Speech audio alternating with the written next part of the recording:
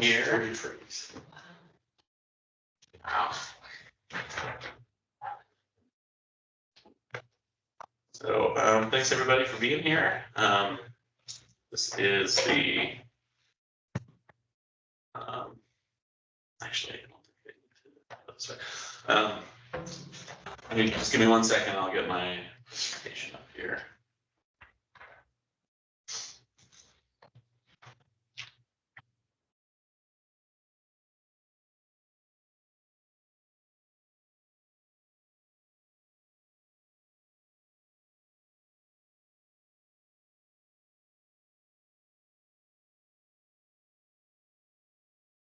Paul, can you see that okay? It's a feel free to move closer to the screen if that's helpful.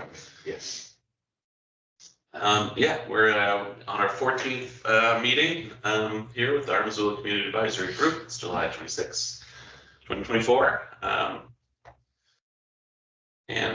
So yeah, it's been an interesting couple days here. So thank you to those of you that are able to be here, and we'll try to be efficient for this meeting today.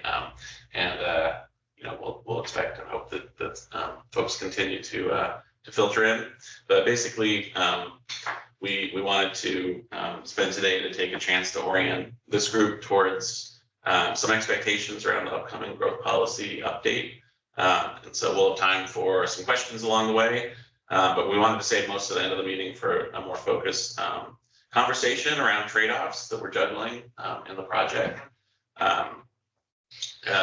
especially as they relate to developing the new land use plan. So that's our main agenda for today. At this point, we usually make room for public comment. So if there's anybody, I don't see anybody in the room, but if there's anybody online who'd like to make public comment, go ahead and raise your hand. Seeing none, we'll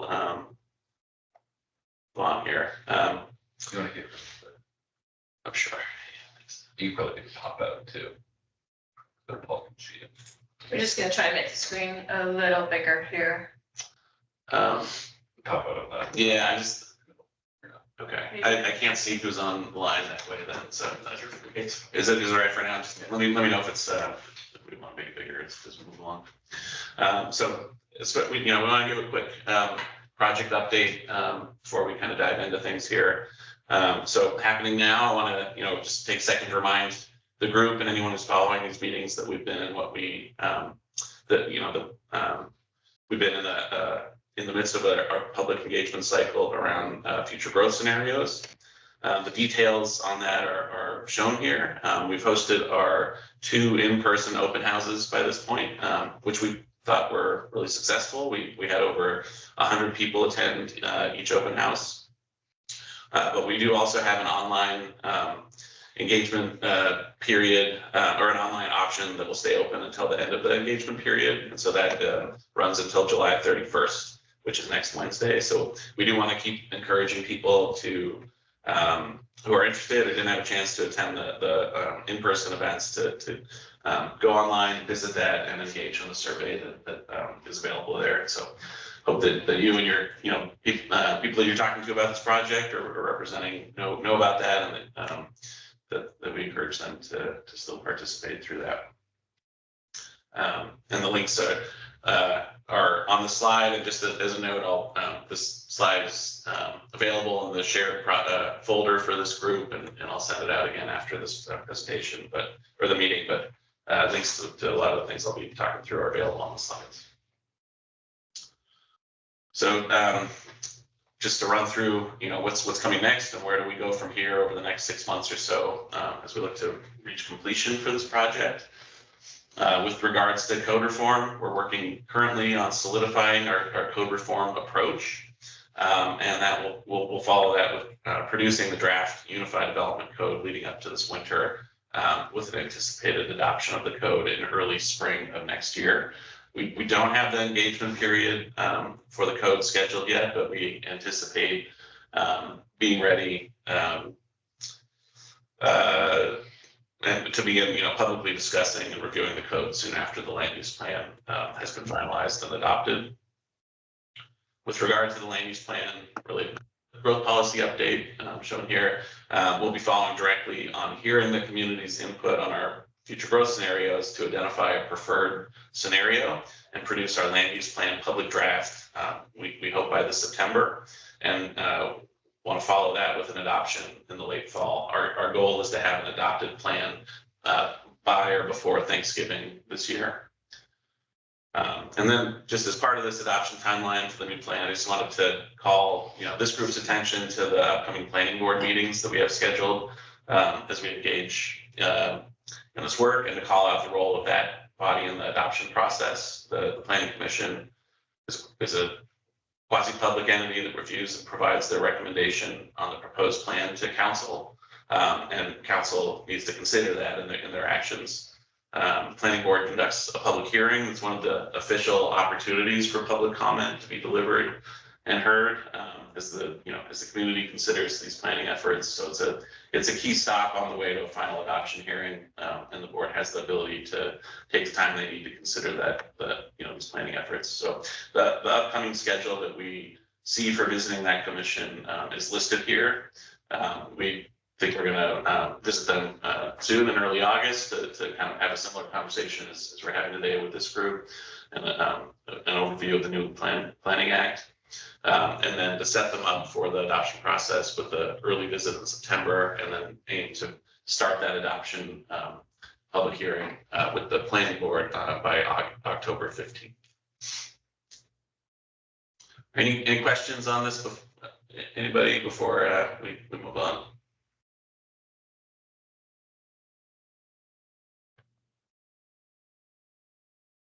Just gonna check the room and see if anyone else has. I'm watching.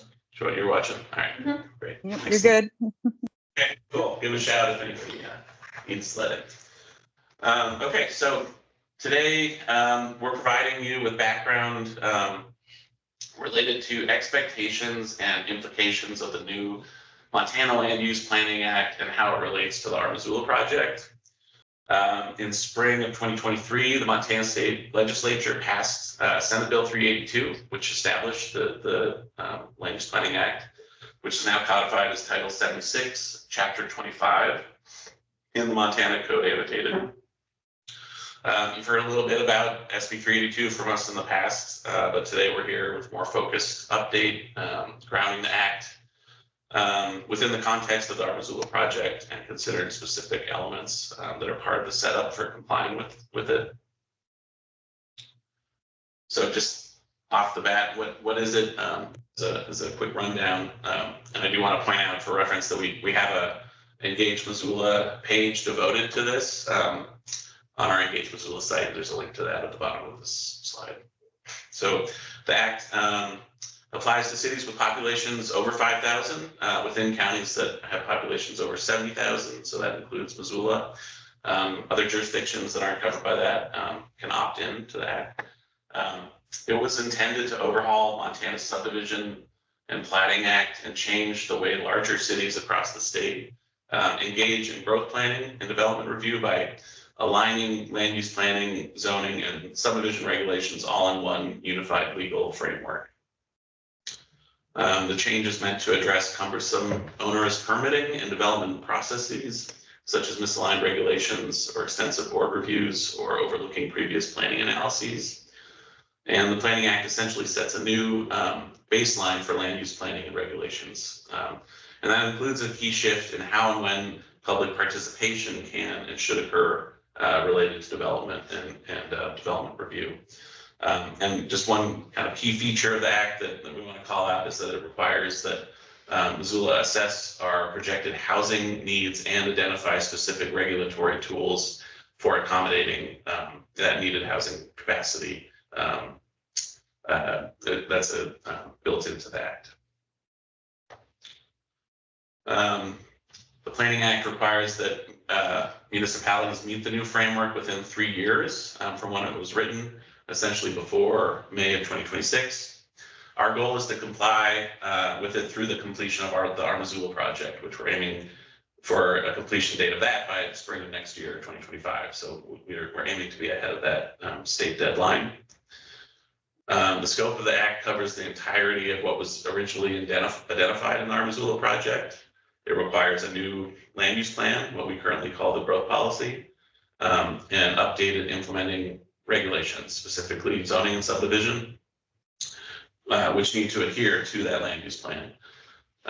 The act also addresses the focus and approach of public participation with impacts on the development, review, and appeals processes for individual site-specific projects. And related to engagement, there are a couple of terms that Planning Act uses that affect our work, which we want to just cover, which include a requirement for continuous engagement through the planning process, and also an expectation that the primary opportunity for public participation is through planning efforts, and that the opportunity for public participation will narrow from those community-wide planning decisions to when we're at the site-specific or project-specific development level.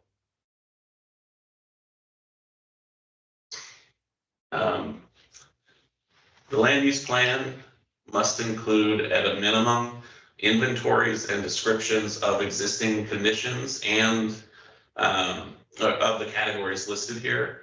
And based on these assessments, the land use plan must assess how these apply to what land uses are distributed and assigned within the jurisdictional boundaries.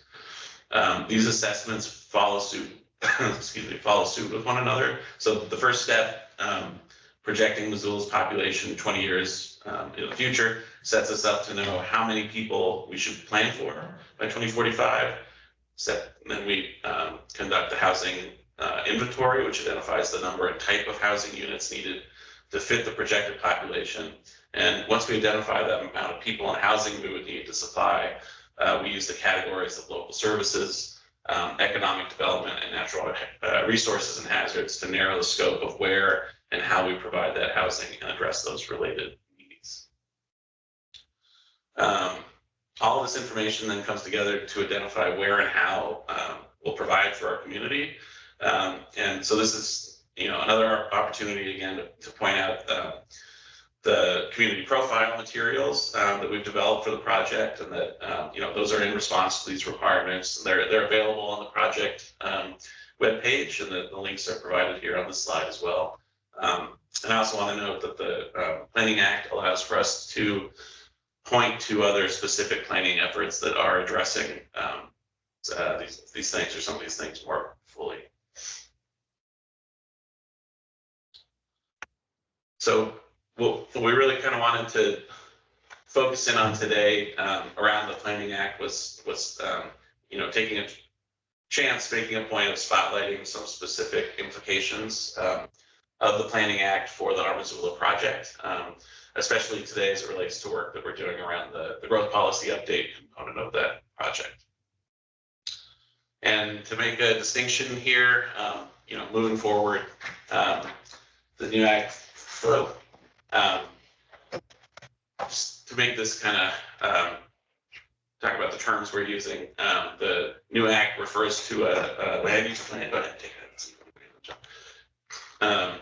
Refers to a land use plan rather than what we currently call the growth policy. So we'll be using the term land use plan more commonly moving forward. But just to clarify that they are the same thing. Hi, hello. Welcome to the community advisory group.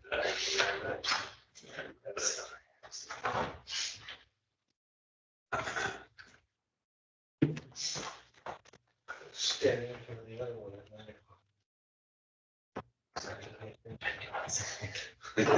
Sorry to hear that. We got to put a sign up or something. So we kind of dove into the agenda here. It's a small group today, but we're just going through some of the implications of the new Planning Act to the Missoula project.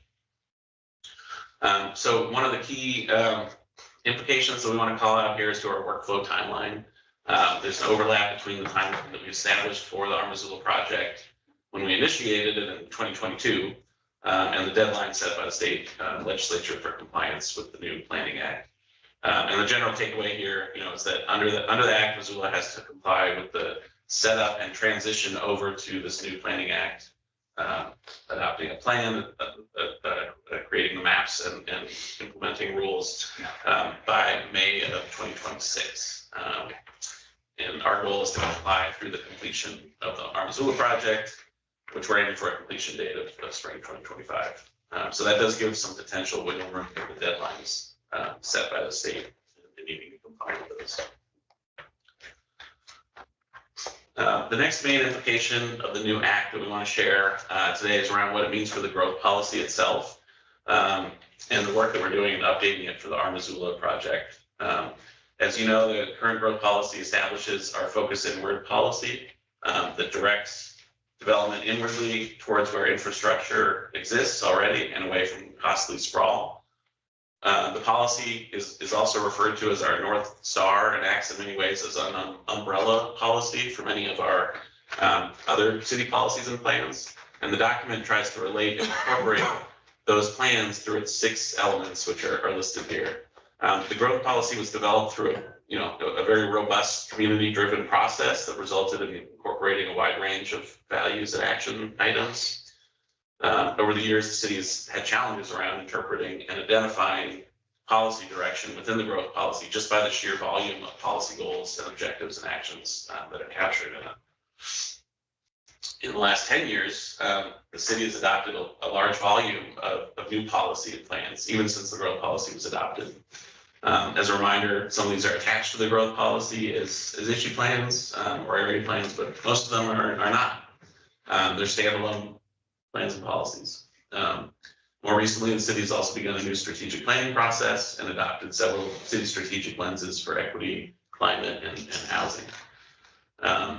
One of the goals that was identified at the outset of the growth policy update that's for the Missoula project was to use the update to provide more clarity around the relationship and prioritization amongst city policy. Now, with the passage of the new Planning Act and the definition that it includes for a land use plan, we see an opportunity to right-size the role that the growth policy plays in relation to determining broad policy direction questions and to move the focus away from the growth policy itself as the city's primary mechanism for organizing and navigating policy. Our interpretation points to a narrowing of our current practice related to the growth policy. So in comparing current state law with what's laid out in the new Planning Act, on the left-hand side is the current law, on the right-hand side is reference to the new law. We find that a key difference is that the current law specifically calls out that the growth policy, the current law being what we're operating under now, it specifies that the growth policy must include community goals and objectives. Basically, it must include policy, whereas that's absent in the new law. So essentially, we see this as providing flexibility for how and to what degree policy is incorporated into the new land use plan. So with that in mind, we want to use this shift in framing to focus the new land use plan to establishing policies specifically related to land use.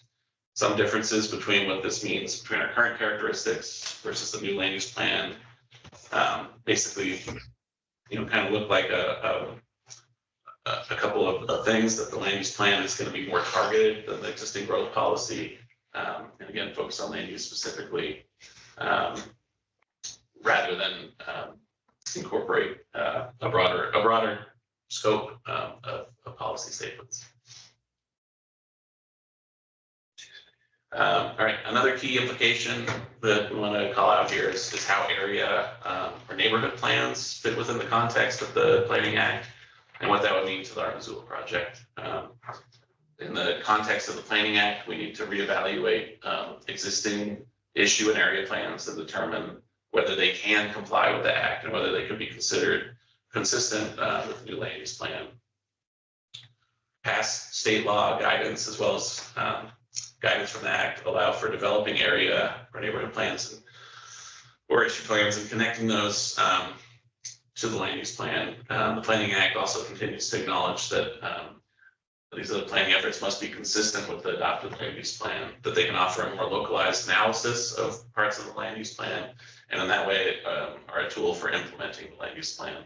But the Planning Act requires that these issue and area plans be developed with the same process and the same requirements as the land use plan, which means that we need to know that the plan was developed with robust, continuous and documented public engagement, and that they considered the existing conditions, population projections, and service impacts that relate back to the land use plan. So there will be many existing neighborhood plans that just won't be able to demonstrate those points. So as part of the new land use plan, we're going to have to address the status of older area and issue plans, and many of them will need to be sunsetted or not carried forward. We anticipate needing some time following completion of our Missoula project to articulate a general framework for any possible new plans. Ben, do you have any examples of what some of those might be? Do we have to revisit?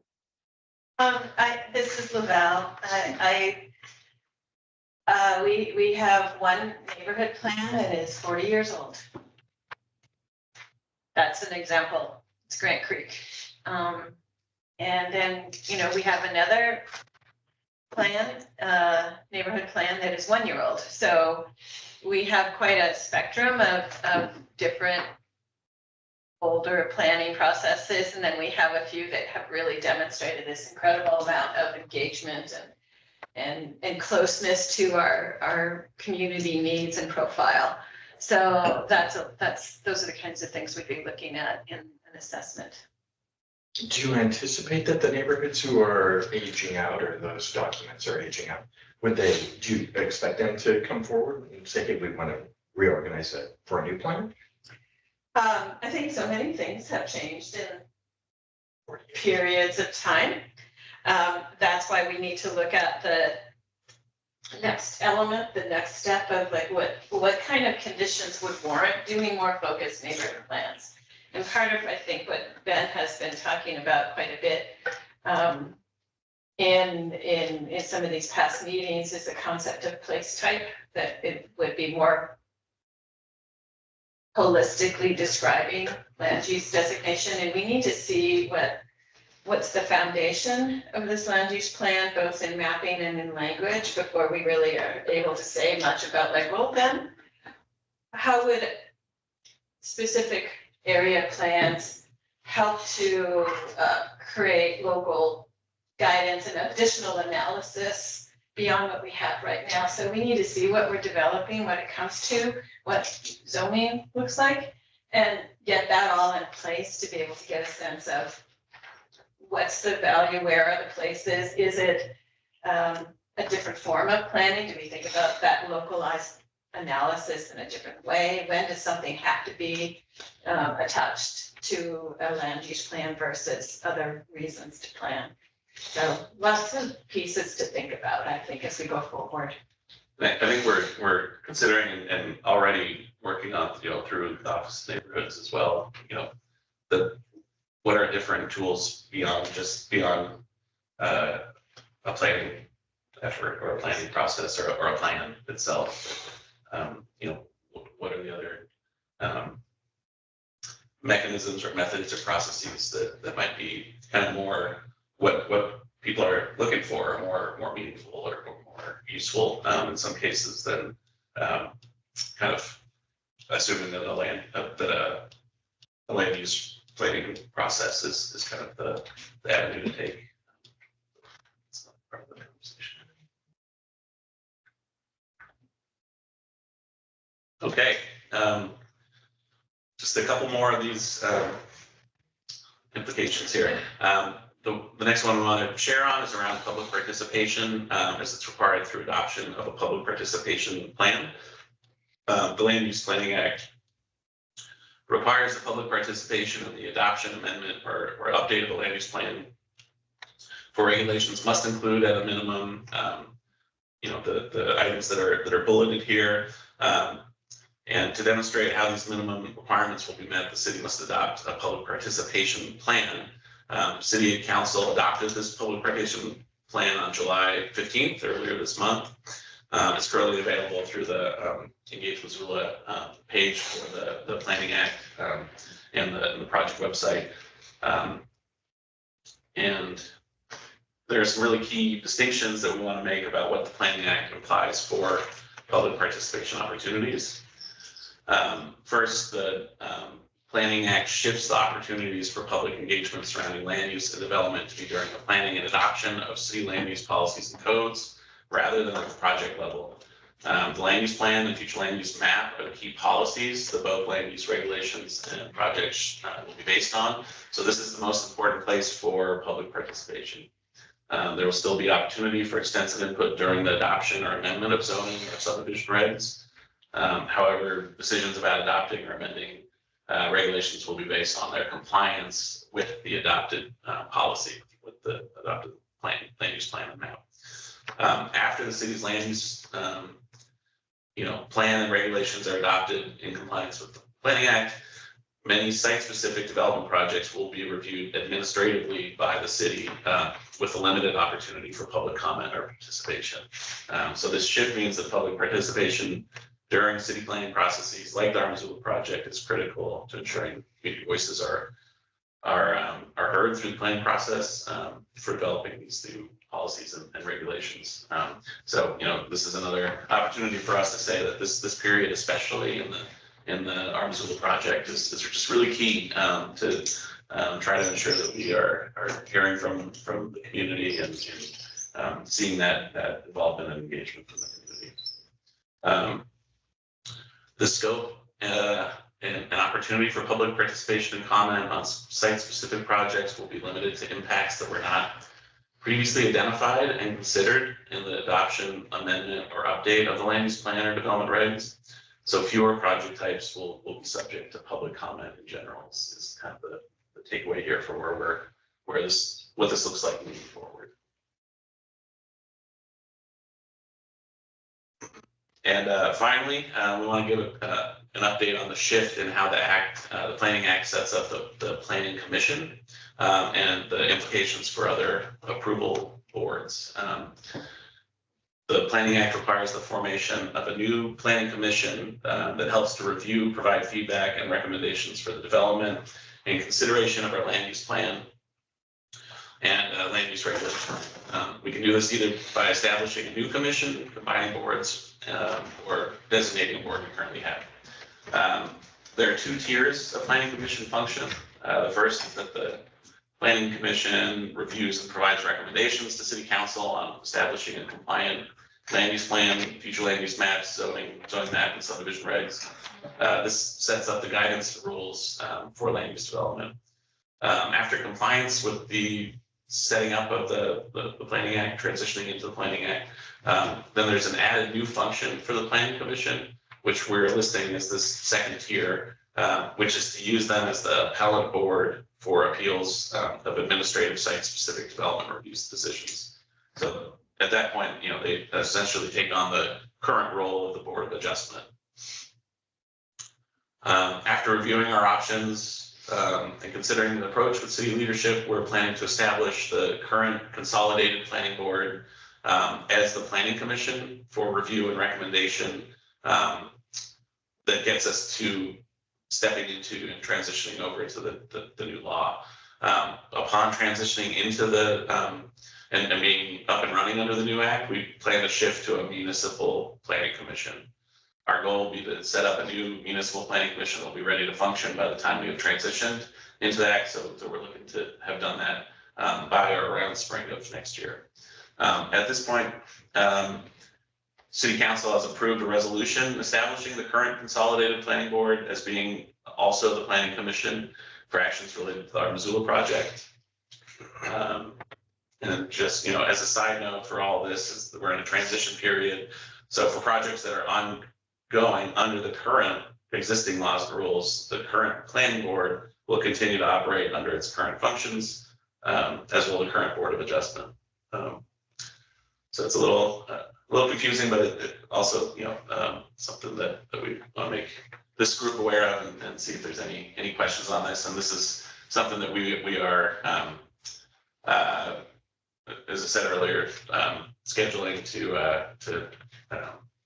bring to the planning board as well early next month and discuss this, implications of this with them at that time.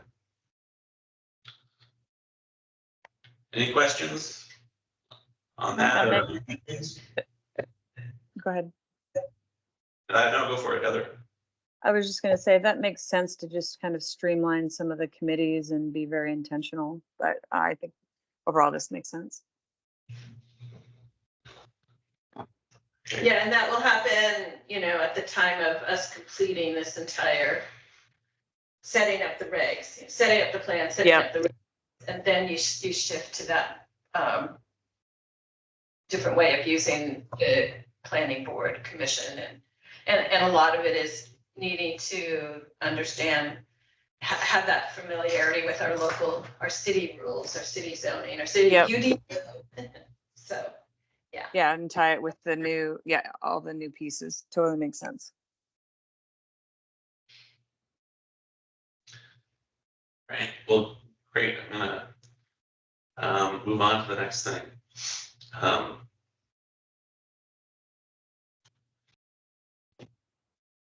gonna stop sharing for just a second. And you've heard me talking for a little while here. Can we just take 1 minute? I'm just gonna take a minute break. I wanna check my email and just make sure that there was not some kind of a snafu or whatnot with the meeting agenda. Did Heather or Tim, did you join from the calendar invite or from the agenda online, just out of curiosity? I joined from the calendar invite. Yeah, I think I opened the calendar invite. Okay. Yeah. All right, I think it's just a busy day, slow day during the summer, so. I think people are just dealing with life impacts right now. Yeah. It's trying to survive the week. Yep. Okay.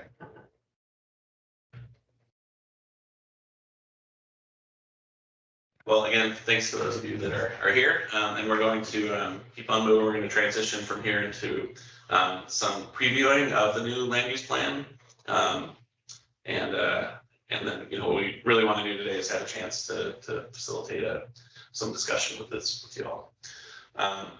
So this is just to set this up a bit. This is something that we've shared before as a kind of process primer for the growth policy workshops we held last winter, and these are available on our project webpage. We have some videos that are up that represent that as well. But I'm going to build off this a bit. So as a quick reminder, the general typical land use process, there's kind of 6 key steps: visioning, crafting policy, creating a future land use map, creating a zoning map and associated zoning regulations, and then finally the development of buildings, and streets, et cetera, that occurs, that is the translation of vision into our physical environment. And then a new cycle begins with an update of those existing policies and regulations. So we've talked about this in the past. For this conversation, we want to focus in on steps 2 and 3 in this. Our current growth policy was adopted by the city in 2015. Leading up to its adoption, the city worked alongside the community to ensure that the community's vision was represented in the document. The growth policy guides the city in identifying our priorities for future growth and identifying strategies to address issues and challenges related to land use. The real heart of the policy is expressed through what are called the elements. These are basically policy themes. They're chapters in the growth policy, and they list the related goals and objectives that relate to those themes. The key corollary to the policy document is the associated map. The future land use map, sometimes we'll call it the FLUM, assigns what we call land use designations that are defined in the related chapter in the growth policy document to areas of the city based on that vision that's expressed in the growth policy. The land use designations in the map may be different than what's on the ground today, what exists on the ground today.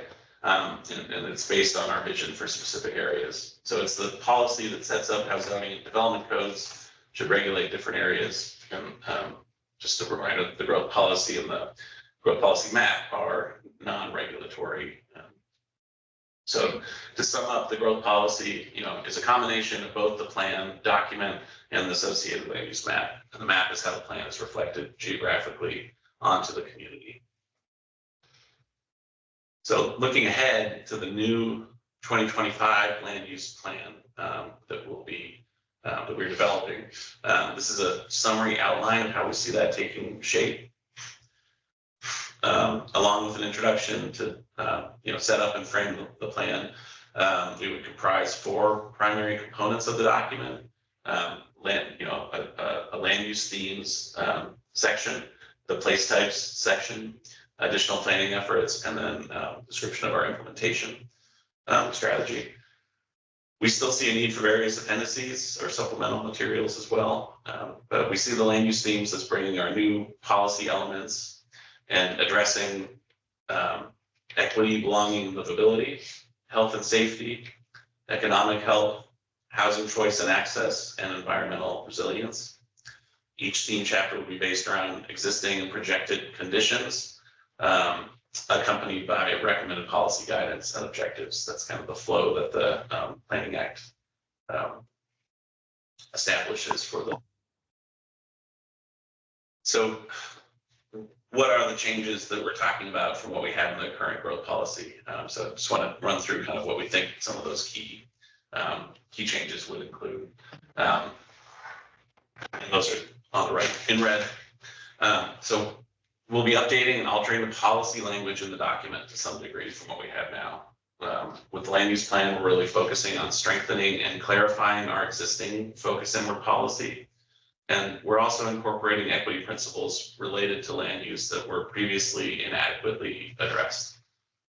We're also streamlining policy language, both in a way that narrows the scope of the new plan towards land use specifically, and also an acknowledgement that there are many new policies and plans that have been developed in Missoula since the previous growth policy, and the land use plan needs to align with those efforts, but we don't need to be redundant with or to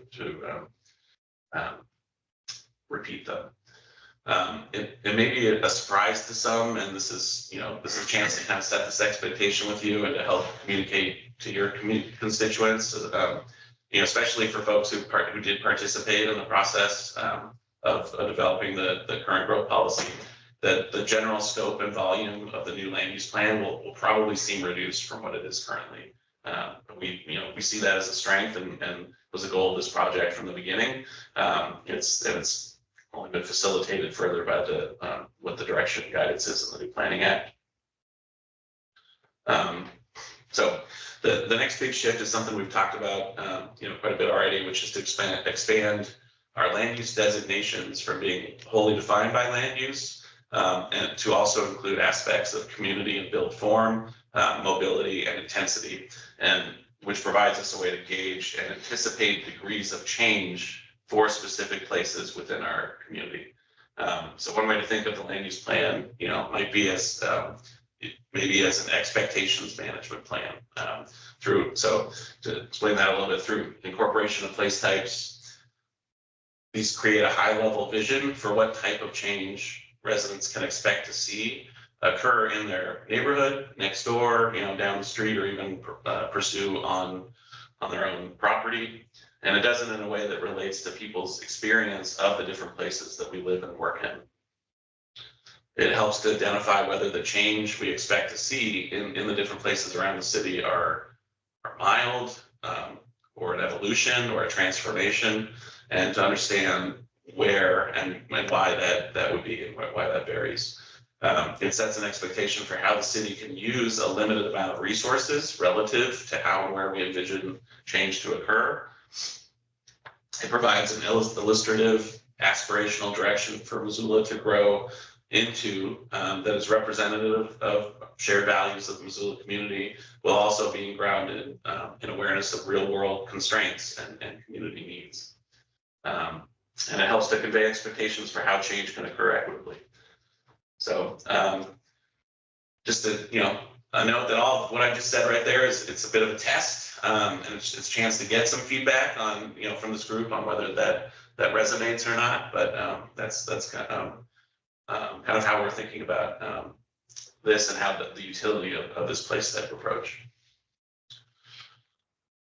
So just to move on, if there, so raise a hand or say anything if you want to. As we talked about earlier, the Planning Act requires that our existing area and issue plans be evaluated for relevancy. So that's a part of this and explaining that in the plan.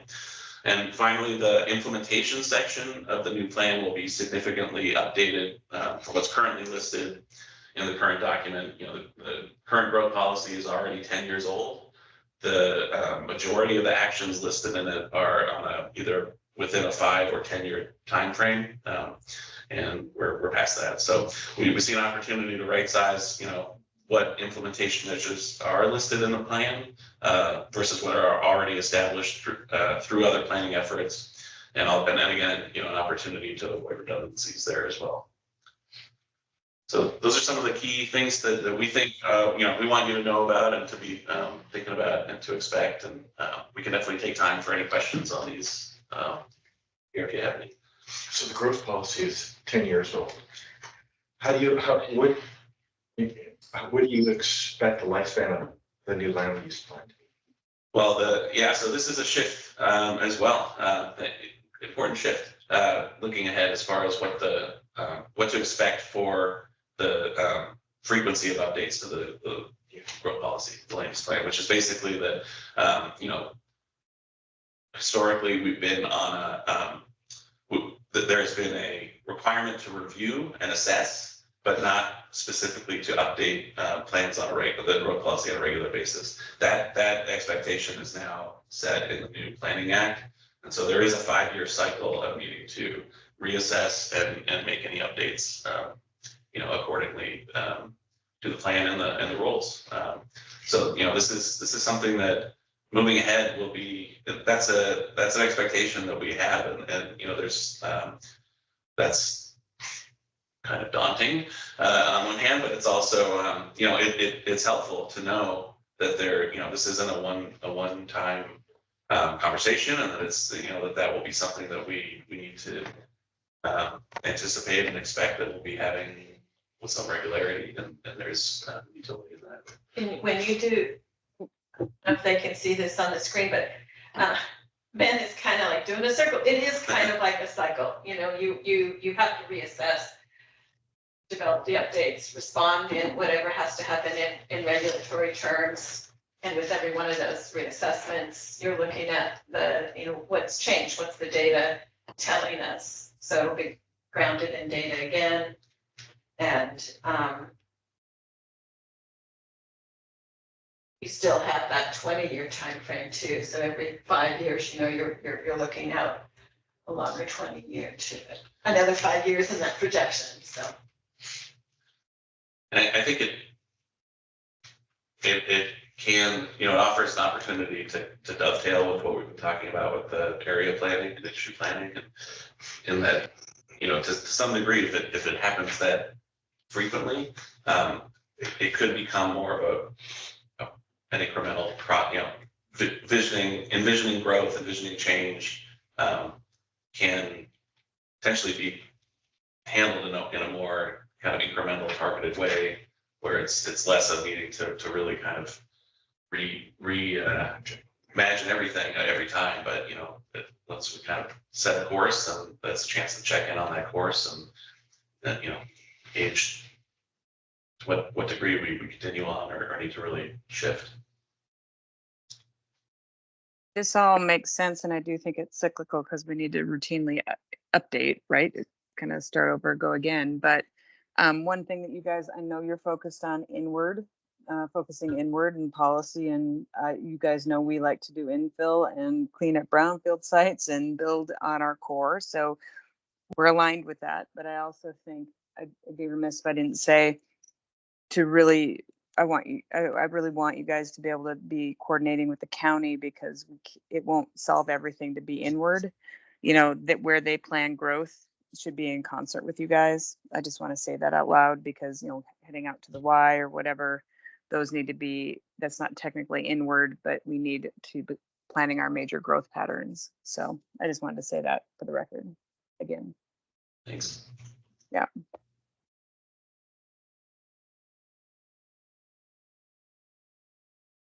Right. Well, we're gonna move on again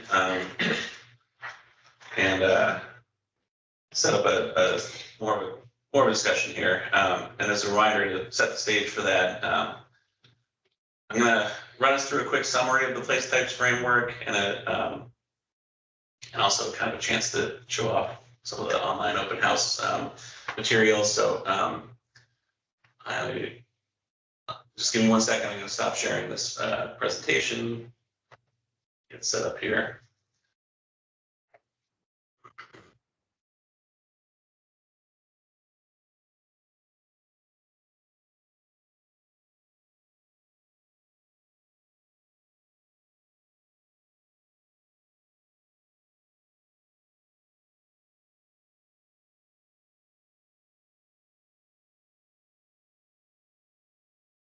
So this is one of the pieces of the online open house for the future growth scenarios, and it provides a pretty nice story map of the place types. And I just want to run through, and it's a great reminder for us of what these are. And again, a plug. There are some really great resources online to explain what those scenarios include and to have a chance to provide it or receive input on them. And this is, I want to go through this because we want to have this trade-offs conversation, have a chance to talk through some of the trade-offs that are coming up through this project. And we see these place types as a way to address some of those and a way to think about them. So this is to kind of where we want to direct that conversation for our consideration. So, at the heart of it, when without kind of focusing on things other than just land use, the built outcomes in through development can be less predictable, and they may not be as compatible with what's there now. And so when codes focus primarily on the form of the building, they can accommodate a diversity of home sizes and types that are compatible with the surrounding neighborhood. So these place types focus more on form and less on density, and they facilitate conversations about growth and change, which is again one of the utilities that we see them having. This is kind of built on a understanding that our neighborhoods, especially, are established basically have different development patterns that have been established in different ways during different times, and that neighborhoods that developed earlier on that were even formed around the existing streetcar at that time have just a different feel from development that occurred later that was more car oriented. So distinguishing characteristics between different place types include these street and block patterns, building locations and size, land use diversity, and the range of travel modes. So again, how a parcel is used, commercial, residential, industrial. It's just one piece of this that is part of this effort, is to add to that, not to take it out, but to add to it to help inform how we think about that. Looking at the built environment, we can look at, what is the building scale, what are the building shapes and sizes and locations on a site, and the size and pattern of the blocks that's occurring in. What are the mobility considerations around street width and design? How do people get in and out of and through these places? And what modes of transportation are they using to do that? And then what intensity of land use are we anticipating, and what degree of change is that from what's there now? So based on this, we've developed a starting menu of these proposed place types that are what we would like to transition our current land use designations as they are in the growth policy over towards. And these are really informed by this existing context of the area and this kind of transect understanding between places that are more urban, places that are more suburban, places that are more rural, and what are the considerations within each of those.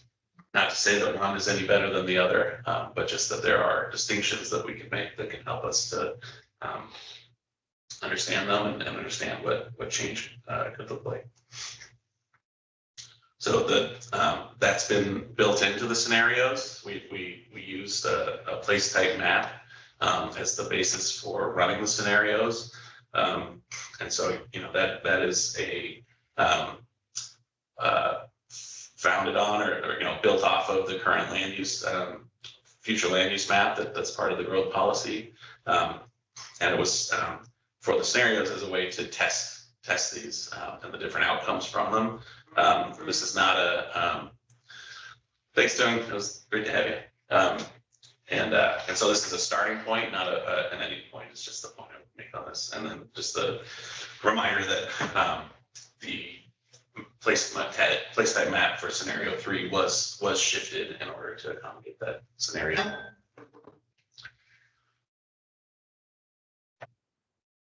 So just as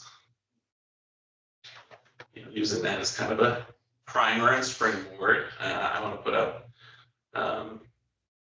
just kind of the trade-offs summary up here that we included in the slideshow here. And just give me 1 second. And what we want to do for the rest of our time, I'll load up. Is we want to open this up to a conversation, amongst this group on these trade-offs that were identified through the open houses and the scenarios. We just want to have a conversation amongst us.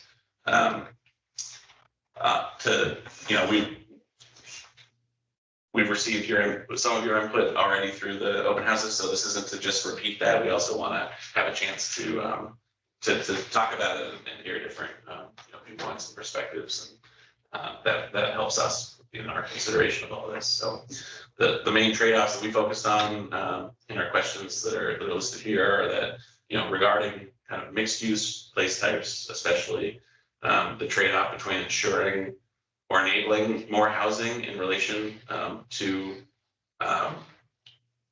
commercial uses that and the space that is provided for them and available for that. And is that something to be more broad or more targeted in? Related to all place types, there's a trade-off question about ensuring more room for cars or homes related to parking and parking requirements. Regarding residential places specifically, this question of ensuring a building scale that might be more compatible, with what's there now, or with a typical home or the typical build scale in some of our neighborhoods, versus how feasible is it that would actually be built. That has come up as a question, and then also within our residential places, what input do you have, and what do we need to know about this concept of commercial uses or corner stores, and expanding that, the ability to see those in our neighborhoods. And then, if there's anything we're not listing here, of course, that you would want to bring up as well, we simply wouldn't want to, or we don't need to stay limited to just these trade-offs either. But so that was what we were hoping to just hear your thoughts on today. Is there anyone off the bat that want to weigh in or bring anything up? Just a general question. You might know more of the history of it than I, but the idea of a grocery store, corner store within a residential neighborhood, there's evidence of that in the city and just in the architecture that exists. And it's for whatever reason it went away. Why? What's the history of why that stopped happening?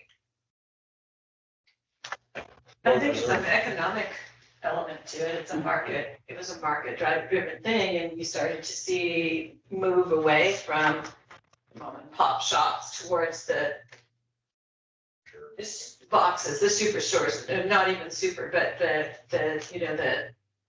franchised other stores coming in.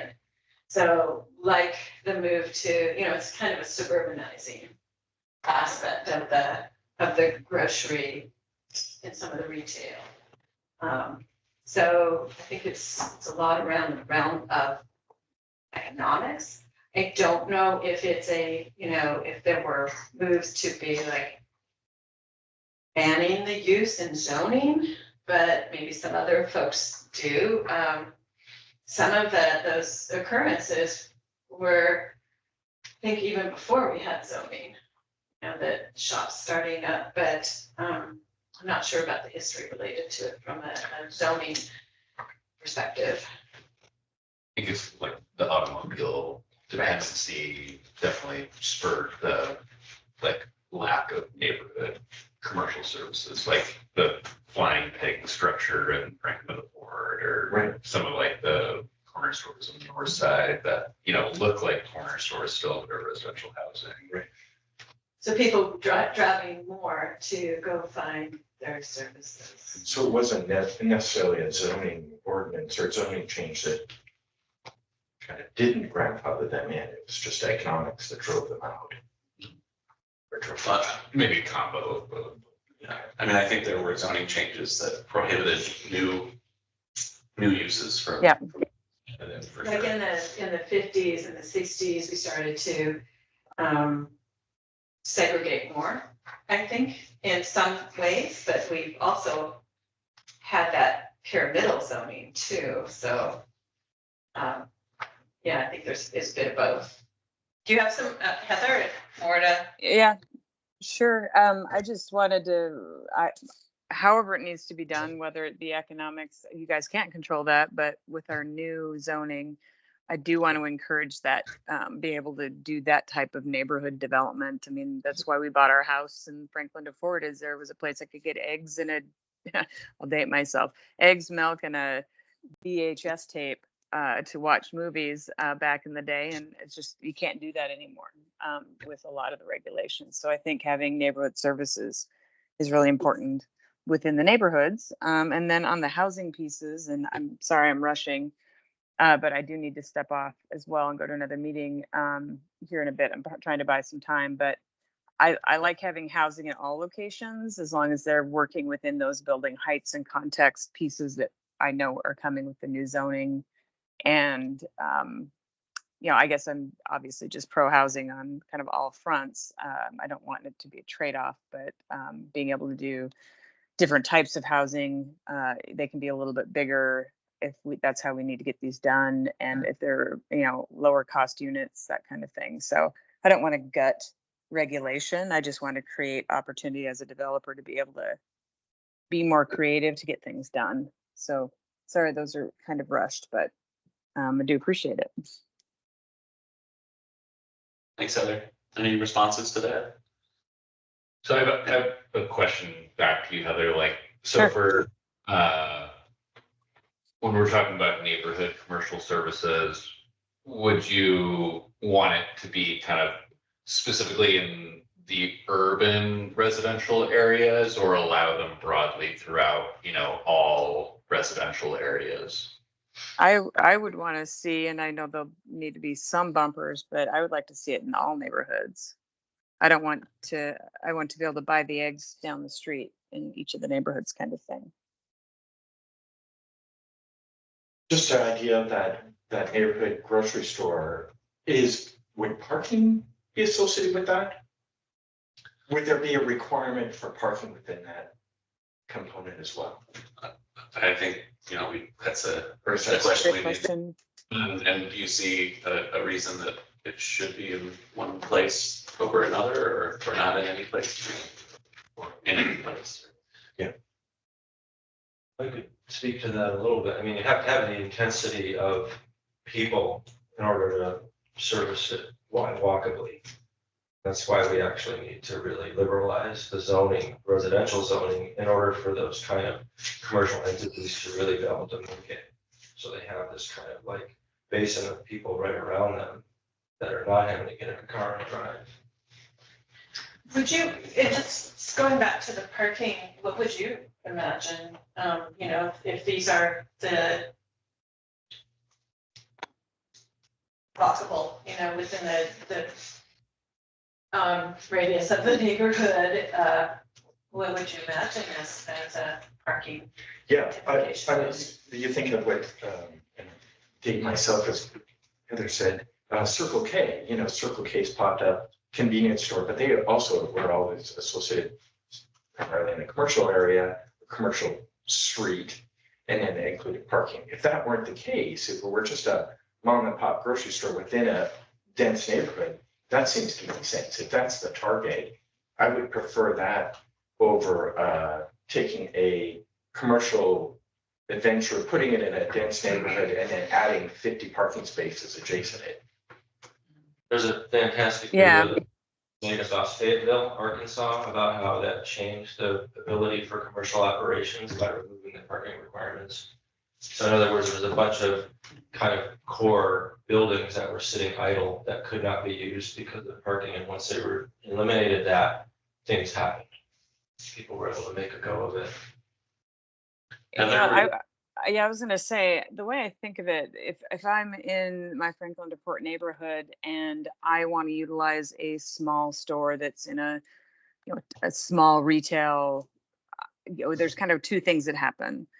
One, I walk there or bike there because I can, or I'm doing it on my way home from work, right? I'm just making a quick stop. And so I don't have any idea what the right regulations on the parking is, but I think a limited amount of like short-term parking or something of that nature makes complete sense to have, but not a 50 car parking lot. I mean, I guess I just envision those stores and resources function a little differently than, say, Target out on Reserve or a downtown even. So I don't know if there's, like you said, Fayetteville has a good example. I don't know if there's a way to regulate it or just allow the flexibility for a certain type of limited parking. That's just my thoughts off the top of my head. I would agree with that. And just the idea that there would be a less restrictive parking rate within the use. Just a caveat to that then, when we're talking about convenience stores, at least in Missoula, they seem to always go along with the gas station. And that idea of the gas pumps and the lighting impacts that go with the gas pumps, that's a different conversation, I think, than we're in a grocery store. Yeah, so there are kind of use specific qualifications. Yes. Yes. I think one of the things that we've been thinking about around this is kind of the difference in approach, I think, between kind of opening up, just the use broadly within kind of these, residential area. We're really talking about within neighborhoods, not because we have our downtown, we have our commercial corridors and whatnot that are already established to support, stores and commercial uses.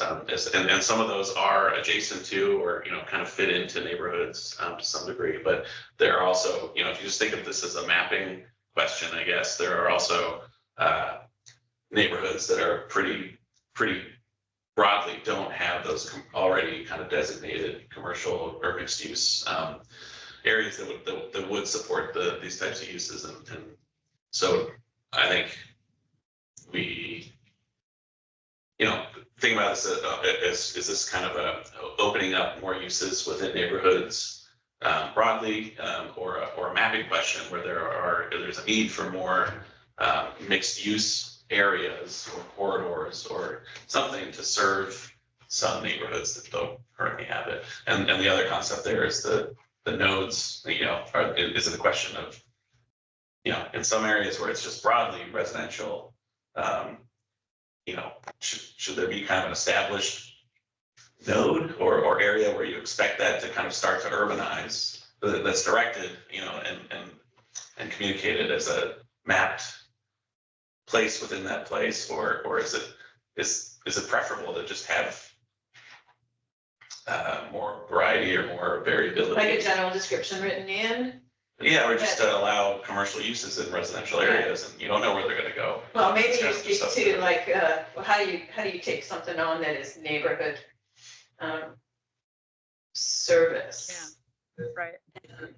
You know, versus any broadly, whatever you're talking about. And so this is your question of broadly versus targeted, right? Yeah, and trying to, I mean, the challenge of mapping is that you're trying to get ahead, you're trying to identify like where you think this is gonna happen, and it's hard to do. And you're risking limiting. We even had that by- just by doing that. as another example, and I'll shut up too, but corner store, like we describe it as like, that could be the thing.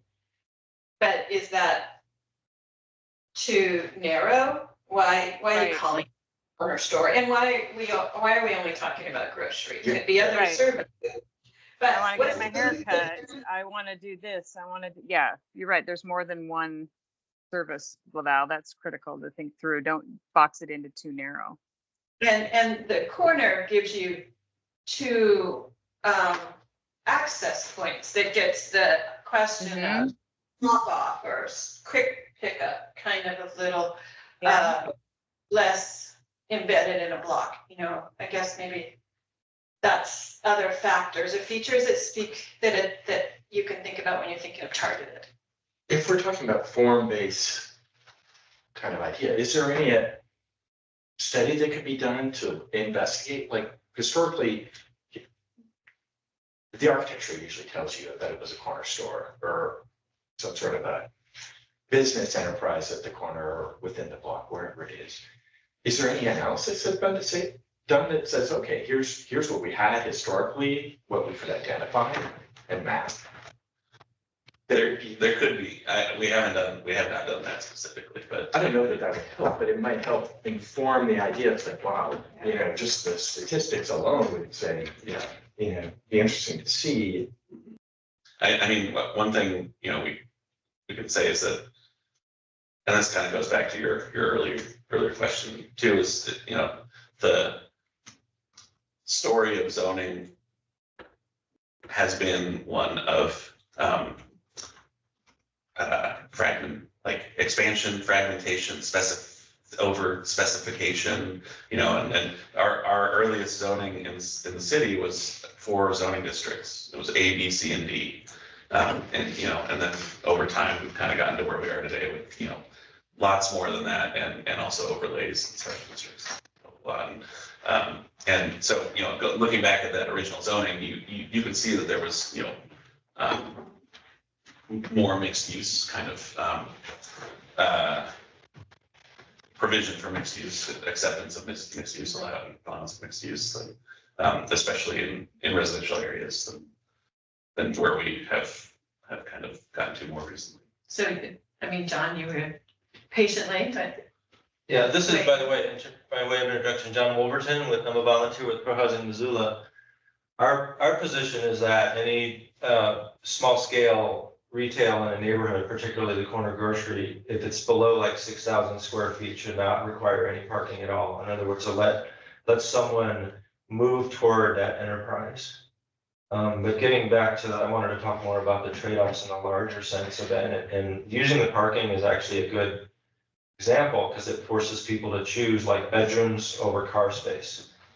But I also think what it needs to express is it's also when we make that choice of say more bedrooms in the core, in the focus inward mentality, that one of the things we don't lose is we don't lose open space in other places in the peripheries. In other words, this is a question about conservation of the land surrounding the urban area. It's not just purely like what's happening on your block, it's allow the density so we stop sprawling out across the landscape. And I think that's one of the things that should be expressed in there.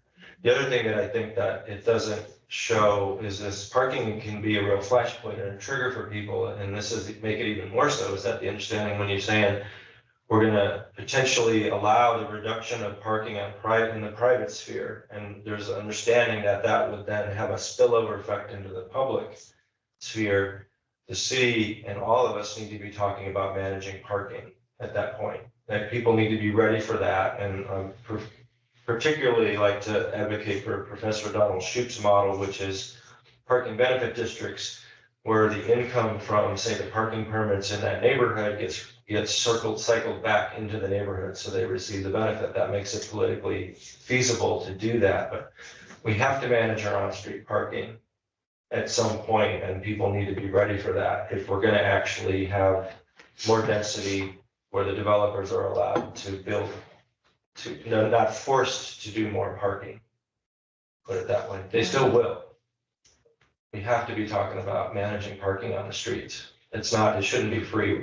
Who manages free storage on public space of anything but a car? You know, I can't put like a shed on the street and say, oh, I'm gonna store my stuff here. Yeah. Ben, did you have other like trade-off question? I know there was one related to parking, or did you want to keep exploring the neighborhood commercial piece more, or? This is great. Yeah. Is there any responses? Why not allow small scale enterprise? And Nolan Gray wrote a great book about zoning recently, and it's like, why stifle small scale enterprise? What you do is you shift your restriction or preemption of activities. You stop doing that, and you have one more robust regulatory regime for when there is a problem. Say there's like a loud fan from a bakery, then that can be addressed efficiently later, but don't stop people from trying to, work on increasing their family's wealth. So an example of that is like auxiliary commercial units in neighborhood places in the world. In our world, years ago, they would build a small storefront in their front yard. And there's some old examples of that out there. So not just auxiliary dwelling units, but auxiliary commercial units, so someone could say start a small scale enterprise. Does that resonate? Does it seem like there's a desire for that? Or is that an issue that anyone else has reaction to? I agree with a lot of what John was saying, and like I said, I think the behaviors at a neighborhood store or service are way different than a downtown. So on-street parking is the thing we utilize when we go visit people in the neighborhood. So you're right, it's about the on-street parking, and then maybe there's and as a developer, I'll tell you, when we build our housing projects, we advocated for reduction in parking, but every development we do what we were required to do, and then add as many visitor parkings as we can without compromising the overall development. And I think to the point is that we'll put the parking in if we can, and if not, let's make sure we get that right outcome. I'm sorry, guys, I'm gonna have to step off. I just wanted to kind of give my support for I like this creative approach to the neighborhood scale. Heather, thanks for your time today. Yeah, good luck with everything at home, guys. Appreciate you. Thanks. Well. There is one other trade-off, question that I think has been coming up and was seemed to be of interest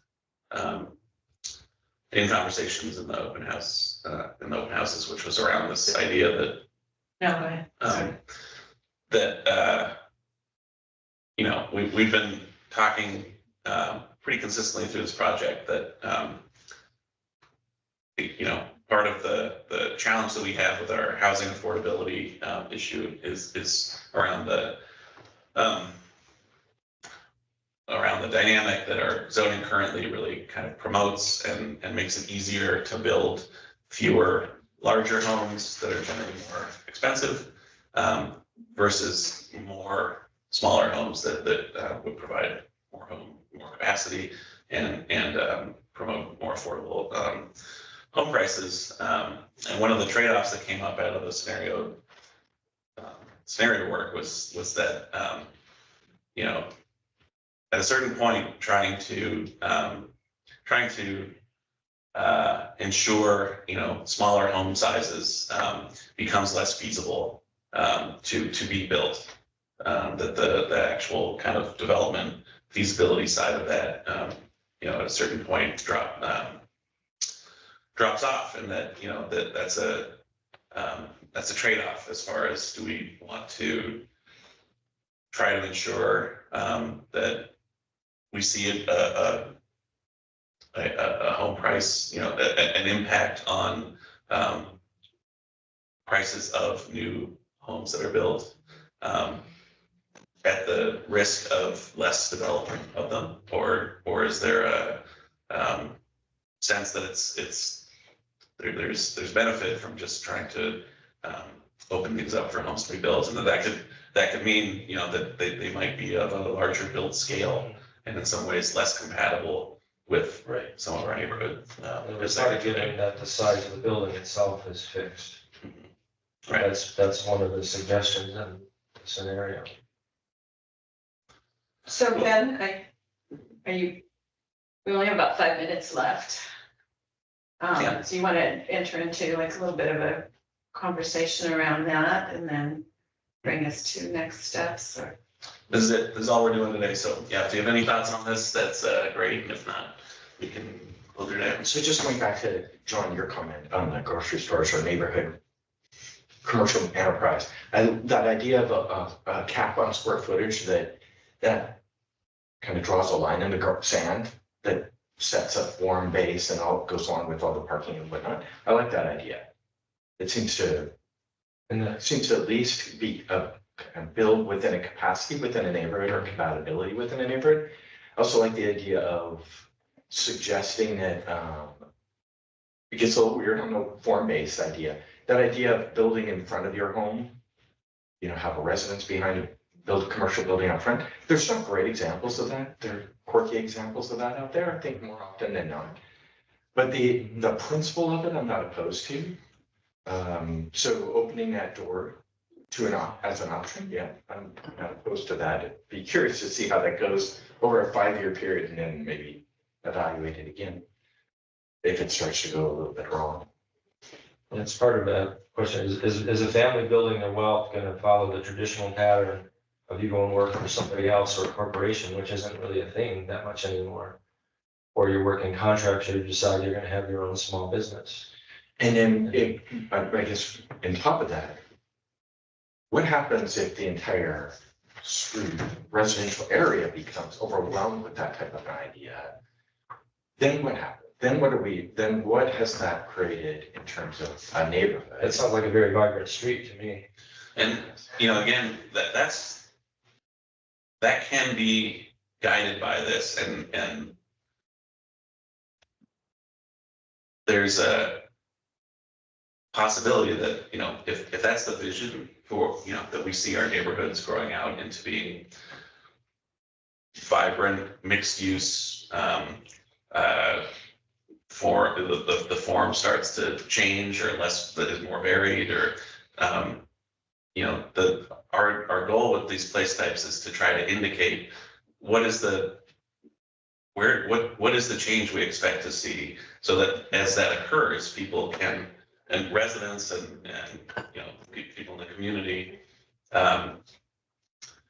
can kind of have that experience and be able to have a sense of whether that is expected or not. I mean, if that's the expectation that we want to see, then we can, that would be something to try to capture in this vision. If it seems kind of unsure, then this is a chance to also set that expectation as well. And then, then begin into kind of the process for, well,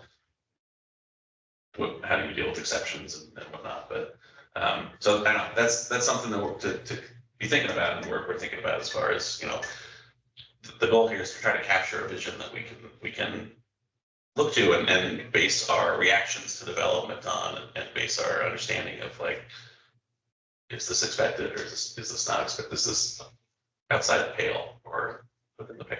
Circling back to the concern about the number of units and building size, is that you could set this up in a way where you do the form-based code, you limit the building size, and you end up with a bunch of studios and 1-bedrooms.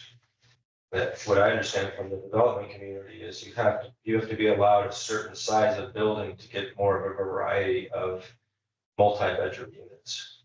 That's a concern, is that we might have with a bunch of studios and 1-bedrooms and not have enough 2 and 3 bedrooms, which can also are more likely to be condos for ownership opportunities.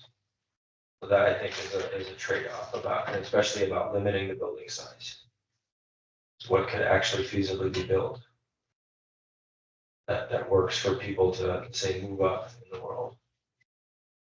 Hi, Danny Tennant, I'm here. I'm not actually on CAT. I'm a group just visiting as a member of the public. I'm also in the governor's housing task force.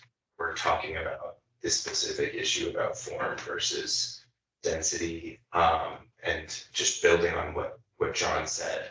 You know, if you maintain limitations on building size while increasing allowable density, there's this concern that the only thing that you can build are basically just studios or one bedrooms to fit them in the envelope of the structures that are compatible in that neighborhood.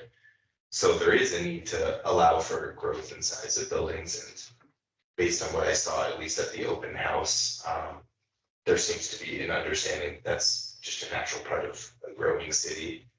But I guess another reason why I think that it's important to be open to larger buildings and maybe skeptical of new restrictions on building size is that ultimately we've got to be hitting, I don't know what the numbers are, is it like 1,500 units per year in order to hit our, in order to provide the amount of housing that Missoulians need. And I don't think that's something that can be set aside or minimized, like, oh yeah, well, you know, let's just do 1,000 this year and then maybe we can hit. I think that really has to be the North Star with this entire discussion, is making sure that we're hitting those numbers. Otherwise, we're just going to see a whole cascading negative externalities, homelessness, displacement, evictions, and people just not having enough inventory. Thanks. So I had a question. We just have a couple minutes left, so I'm just trying to be the time monitor here. So I was just thinking about like our conversations with like having, 6 or 7 stories on Brook Street and that upping the price of land there, right, in the zoning. And so when we allow small scale commercial, and I have no idea about this, I'm just like throwing it out there. If we allow small scale commercial everywhere, does that increase property prices so that like people who are prospecting land here, does that increase the value so it doesn't allow for Missoulians to be able to afford that land because the people like are like, oh, that land is worth this much more money because it allows commercial there. That's the problem with spot zoning. We talked about that in the open house. And that's why that's a case for liberalizing things across the whole landscape. And not just in certain corridors. That's the problem with transit-oriented development, is that you get a tremendous increase in land value along the corridor. And then the adjacent properties don't get that, but they get bought up by speculators in the anticipation of the zoning expanding. They tend to neglect that housing until they can aggregate and do like a rezoning for higher density. And take a lot for $200,000 up to $1 million, just like that. So these are all great comments, and I can see the Val's keep an eye on the clock, and it is the end of our time here. So I'm gonna close the meeting down, and thank you for your time. I'm gonna turn off the recording, and I'm happy to stick around and talk with anyone who's interested to keep doing that. Thanks for your time today. Appreciate it. Thank you. I wish Chris Chitty I think he's out on vacation, but can explain better the thing about the building size that in certain